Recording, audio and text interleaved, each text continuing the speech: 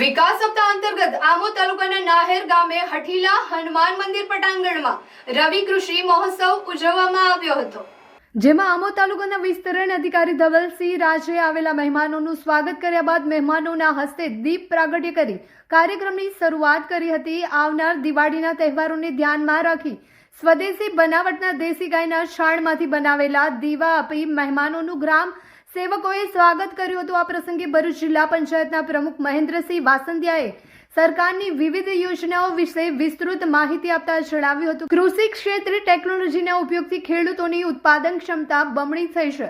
કિસાન સન્માન નિધિ હેઠળ ખેડૂતોના ખાતામાં વર્ષે 6,000 રૂપિયા જમા કરવામાં આવી રહ્યા છે અને જણાવ્યું હતું કે જિલ્લા પંચાયત દ્વારા દરેક તાલુકામાં ડ્રોન દીદી પ્રોજેક્ટ હેઠળ ડ્રોન આપવામાં આવશે અને જે અંગે મહિલાઓને તાલીમ પણ આપવામાં આવશે અને માત્ર 100 રૂપિયાના ખર્ચે ડ્રોન દ્વારા ખેડૂતોના ખેતરમાં દવાનો છંટકાવ કરવામાં આવશે। વધુમાં વધુ જણાવ્યું હતું કે જીએસટીના સ્લેબમાં ઘટાડાથી કૃષિ ક્ષેત્રમાં ખેડૂતોને ફાયદો થયો છે। કૃષિ ક્ષેત્રે થયેલી પ્રગતિ વડાપ્રધાન નરેન્દ્ર મોદી અને મુખ્યમંત્રી ભૂપેન્દ્ર પટેલની દૂરદર્શીને આભારી છે, જે કૃષિ વૈજ્ઞાનિકોના સતત માર્ગદર્શન હેઠળ પ્રગતિ કરે છે। તેમજ અનોર ગામના પ્રગતિશીલ ખેડૂત ગણેશ પરમારે ગૌ આધારિત સજીવ ખેતી કરવા ખેડૂતોને અનુરોધ કર્યો હતો। ગૌ આધારિત સજીવ ખેતી થકી ખેડૂતોની આવક બમણી થઈ શકે છે। નવસારી કૃષિ યુનિવર્સિટીના કૃષિ વૈજ્ઞાનિક ડોક્ટર સુનિલ પાટીલે ખેતીના વિવિધ પાકો અને સંશોધન વિશે ઊંડાણપૂર્વક સમજ આપી હતી, તેમજ કૃષિને લગતા અભ્યાસક્રમો વિશે માહિતી આપી હતી। ત્યારબાદ આવેલા મહેમાનોના હસ્તે લાભાર્થી ખેડૂતોને વિવિધ સહાયના ચેક અર્પણ કરવામાં આવ્યા હતા। મહેમાનોએ વિવિધ સ્ટોલની મુલાકાત કરી જાણકારી મેળવી હતી।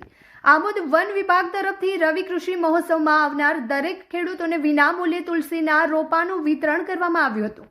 આ પ્રસંગે ભરૂચ જિલ્લા પંચાયતના પ્રમુખ મહેન્દ્રસિંહ વાસંદિયા, ભરૂચ નાયબ જિલ્લા વિકાસ અધિકારી સીપી રાઠવા, આમોદ તાલુકા પંચાયત પ્રમુખ હેમાબેન પરમાર, ઉપપ્રમુખ વસંત પ્રજાપતિ, તાલુકા ભાજપ પ્રમુખ દીપક ચૌહાણ, ખેતીવાડી બજાર સમિતિના chairman Suresh Patel, vice chairman Mafatsinh Padhiyar, પૂર્વ તાલુકા ભાજપ પ્રમુખ વિમલ પટેલ સહિત મોટી સંખ્યામાં ખેડૂતો ઉપસ્થિત રહ્યા હતા અને સરકારની વિવિધ કૃષિલક્ષી યોજનાઓ વિશે જાણકારી મેળવી હતી। તેમજ કૃષિ મંત્રી રાઘવજી પટેલનો લાઈવ કાર્યક્રમ નિહાળ્યો હતો। આત્મનિર્ભર ભારત માટે આપણે સ્વદેશી વસ્તુ અપનાવવી પડશે અને સ્વદેશી એ કરીશું તો જ આપણો દેશ આત્મનિર્ભર બની શકશે। એટલે માટે આપણા વડાપ્રધાનશ્રીએ એક આહ્વાન પણ કર્યું છે કે લોકલ ફોર વોકલ, અને આપણા માનનીય વડાપ્રધાનશ્રીએ એના માટે ખેડૂતો હોય કે કૃષિ હોય કે બીજા કોઈ હોય એના માટે પણ જે જીએસટીના 4 સ્લેબ હતા એના 2 સ્લેબ કરીને આજે કૃષિ ક્ષેત્રમાં